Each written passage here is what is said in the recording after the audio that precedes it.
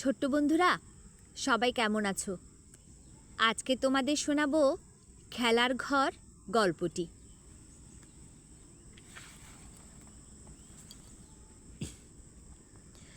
প্রমিতা, প্রমিতা, কোথায় প্রমিতা? মা ডাকছে আর এই ঘরে ওই ঘরে খুঁজছে। দাদার ঘরে নেই, বসার ঘরে নেই। কোথায় প্রমিতা?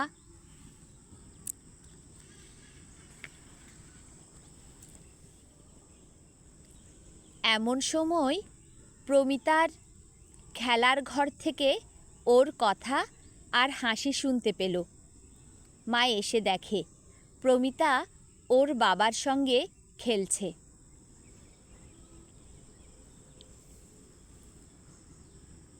মা, তুমিও এসো, আমাদের সঙ্গে খেলবে। দেখো, আমরা একটা ঘর বানাচ্ছি। মা দেখে প্রমিতা আর ওর বাবা বড় একটা কাগজের বাক্স কাটছে।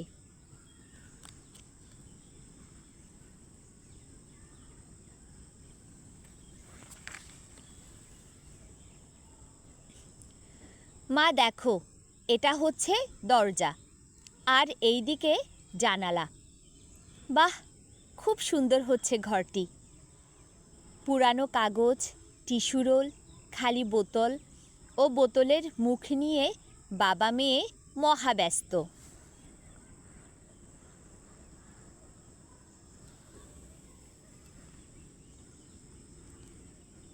প্রমিতা পুরানো খবরের কাগজ আর রঙিন কাগজ কেটে ঘরটির ভেতর সাজাচ্ছে। বাবা বোতলের মুখগুলো জানালার পাশে লাগিয়ে দিচ্ছে। মা রঙিন কাপড় কেটে ফুল বানাচ্ছে।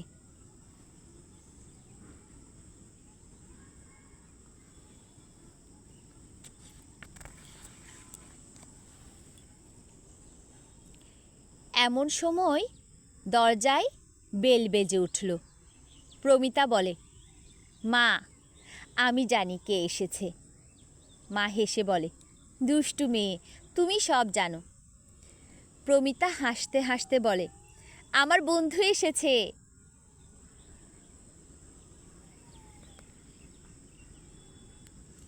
সোমা হাসি মুখে ঘরে ঢুকে বলল, আমি তোমাদের সঙ্গে খেলবো। প্রমিতা টিস্যু রোল ছোট ছোট করে কাটছে। তা দেখে সোমা বলল, বাহ, বেশ মজা তো, আমিও কাটবো।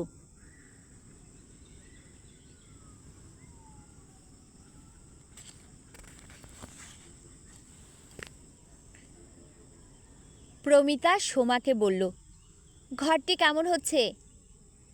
খুব সুন্দর হচ্ছে। ঘরটি রং করবে না? প্রমিতা বলল, তাই তো, কিন্তু কিভাবে করব? বাবা ভাবছে, মা ভাবছে, কিভাবে রং করা যায়।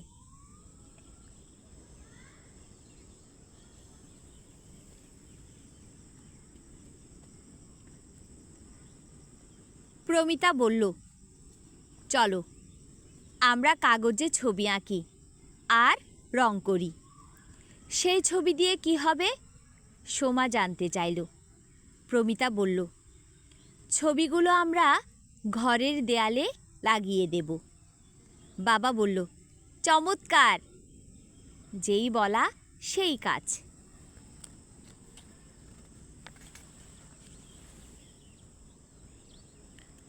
প্রমিতা, সোমা আর বাবা মিলে ছবি আঁকছে আর রং করছে।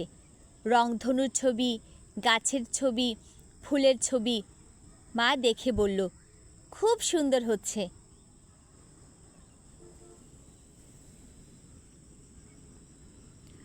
ছবি আঁকা আর রং করা প্রায় শেষ।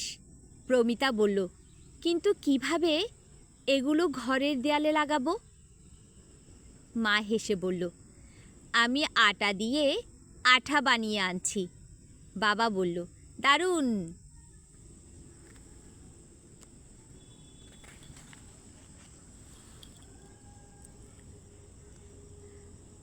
মা এক বাটি আঠা নিয়ে খেলার ঘরে এলো।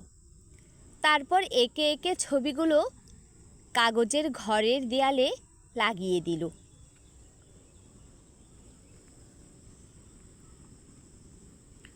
সোমা বলল, বাহ, কি সুন্দর ঘর হচ্ছে।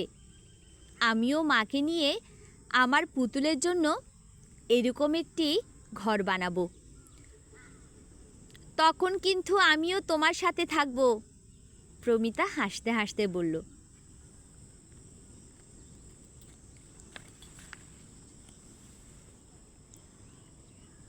সবাই মিলে খুব সুন্দর একটা ঘর বানিয়ে ফেলল। প্রমিতা বলল, কি চমৎকার আমার খেলার ঘরটি। খুশিতে প্রমিতা মা বাবাকে জড়িয়ে ধরল।